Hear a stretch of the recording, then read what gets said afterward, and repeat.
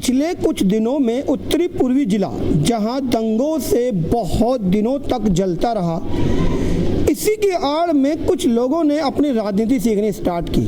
क्या कि गली के बाहर गेट लगाना है और प्राइवेटली कलेक्शन भी स्टार्ट हुआ। ऐसी ही एक वारदात 14 नंबर गली आदर्श मोहल्ले में देखने को मिली कि यहाँ के कुछ गली के नेताओं ने अपने लिए कुछ फंड इकट्ठा किया और गली के बाहर लगा दिया गेट। ये नहीं देखा गया कि उस गेट से हो सकता है कि वहाँ से आने जाने वाले को दिक्कतें हों। आज हमारे साथ आरडब्ल्यू के प्रेसिडेंट जी हैं और अपनी बात रखेंगे। जी सर। अजय जी, मैं आरडब्ल्यू प्रेसिडेंट हूँ आदर्श मोहल्ला मौजपुर 2008 से, और 2008 से ही क्षेत्र की सेवा कर रहे हैं अपने लेवल पे। हमने आज तक गवर्नमेंट से 1 रुपया फंड नहीं लिया, आपस में मिलजुल काम करते रहते हैं। अभी 5 मार्च को जो पीछे आपने जैसे बताया कि फरवरी में दंगे हुए, उन दंगों के डर से लोगों ने गेट लगाए। मीटिंग हुई थी हमारी आरडब्ल्यू की, हमारा आरडब्ल्यू के सदस्य भी खड़े हुए मुकेश यादव जी। मीटिंग हुई थी, उसमें तय हुआ कि भी आदर्श मोहल्ले के बाहर लगभग 14 एंट्रियां हैं, 14 एंट्रियों को कवर करा जाए ताकि कम से कम इमरजेंसी गेट लग जाए। लेकिन इमरजेंसी गेट लगाने की बात हुई थी, हर गली के बीचों बीच में गेट अगर लगा दिए जाएंगे, इसके लिए हमने क्लियर मना किया था। हमने ये तय किया था कि आप लोग अपने अपने स्तर पे पैसा इकट्ठा करके, जो एक गली वाले लोग पैसा इकट्ठा करो, अपने आप लगवाओ। हम पैसे को हाथ नहीं लगाएंगे, ना ही पैसे का बजट लेंगे, ना देंगे। सहमति बन गई। मौजपुर के आदर्श मोहल्ले के हर मेन एंट्री पे लगभग गेट लग चुके हैं। तो जैसा ये गेट अभी आप देखने लगा है, ये कल शाम 7 बजे गेट लगा है। ऐसा ये गली नंबर 14 जा रही है, वहाँ पर एक गेट बिल्कुल मेन गली के बीचों बीच ठोक दिया गया है। समस्या ये आती है कि गेट लगाने के लिए सबसे पहले कंडीशन है एमसीडी की परमिशन, दूसरी कंडीशन है ट्रैफिक एसीपी की परमिशन, तीसरी कंडीशन है एसडीएम की परमिशन, चौथी कंडीशन है फायर की कंडीशन, थाना इंचार्ज जो हमारा जैसे झाबरा थाना हुआ की परमिशन, और छठी कंडीशन है एरिया के आरडब्ल्यू की परमिशन। 6 परमिशन चाहिए गेट लगाते वक्त। और सबसे बड़ी कंडीशन है कि गेट अगर लगा है तो वहाँ पर चौकीदार होना आवश्यक है। इनमें कोई कंडीशन फुलफिल नहीं हुई है। ये गेट जबरदस्ती लगा दिया गया कल शाम को। पुलिस कॉल करी गई, हमें लेट पता चला, पुलिस कॉल करी, पुलिस इतनी आई थी 7:30 बजे के आसपास पुलिस आई है, इतने गेट ही लग चुका था। गेट का विरोध हमारा केवल इतना है कि इस गेट को यहाँ से उखाड़ करके जहाँ सही जगह है, जहाँ जरूरत है, या तो कोई बंद गली हो, रास्ता ना रुकता हो, वहाँ लगा दिया जाए, कोई दिक्कत नहीं है। या आदर्श मोहल्ले की जो बाउंड्रीज पे भी एक आध जगह गेट रह गए लगने, इस गेट को वहाँ लगाया जाए, स्किन को पेमेंट करी जाएगी। लेकिन रास्ता रोकना किसी भी तरीके से उचित नहीं है। रास्ता रोकने के लिए कानून में प्रावधान है कि 341, आप खुद एक एडवोकेट हैं, और 341, 342 का मुकदमा बनता है कि यदि आप किसी का रास्ता जबरदस्ती रोकते हैं और नहीं जाने देते तो उन पर 341 रोकने पर और ना जाने देने पर 342 की धारा बनती है। तो क्या आपने कोई कंप्लेंट की कि आप खुद एक एडवोकेट हैं कि एक इसको प्रोसीड किया जाए? अजय जी, 340, 343 तो बनती है। आज की तारीख में लॉकडाउन चल रहा है। संपूर्ण भारतवर्ष में मोदी जी ने लॉकडाउन किया हुआ है। कल ये गेट लॉकडाउन के चलते लगाया गया। आप जैसा देख रहे हैं, अभी भी आप लोग खड़े हैं, कुछ लोग हैं इकट्ठे हो गए, थोड़ा दूर हो जाइए आप लोग। कल यहाँ कम से कम 50-60 आदमी इधर थे, 50-60 आदमी इधर थे।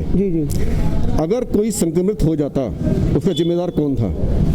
कनिका कपूर के ऊपर एफआईआर दर्ज हुई, 340 का मुकदमा दर्ज हुआ, 504 का मुकदमा दर्ज हुआ, गैर इरादतन हत्या का मुकदमा दर्ज हुआ है। अगर किसी की वजह से आज की तारीख में कोई आदमी जाने या अनजाने कोरोना से संक्रमित हो जाता है तो उसके ऊपर 504 का मुकदमा दर्ज होता है।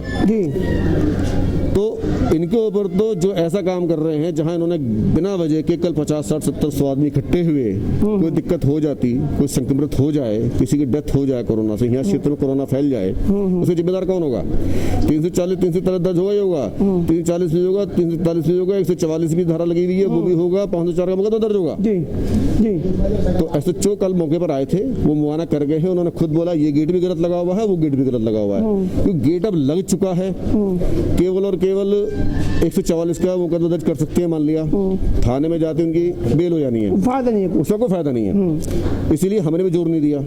उनका एसएचओ साहब का कहना है कि इसका रिपोर्ट बना करके एमसीडी सौंप देंगे। ये हमने एमसीडी को 6 मार्च को कंप्लेंट लिखी थी, आप लोग देख रहे हैं, ये हमने 6 मार्च को कंप्लेंट लिखी थी एमसीडी को। ठीक है जी। 6 मार्च को कंप्लेंट लिखी थी, इसके अंदर दोनों गेट के विषय में हमने लिख दिया है कि हाँ गेट लगने वाले हैं, इनको रोका जाए।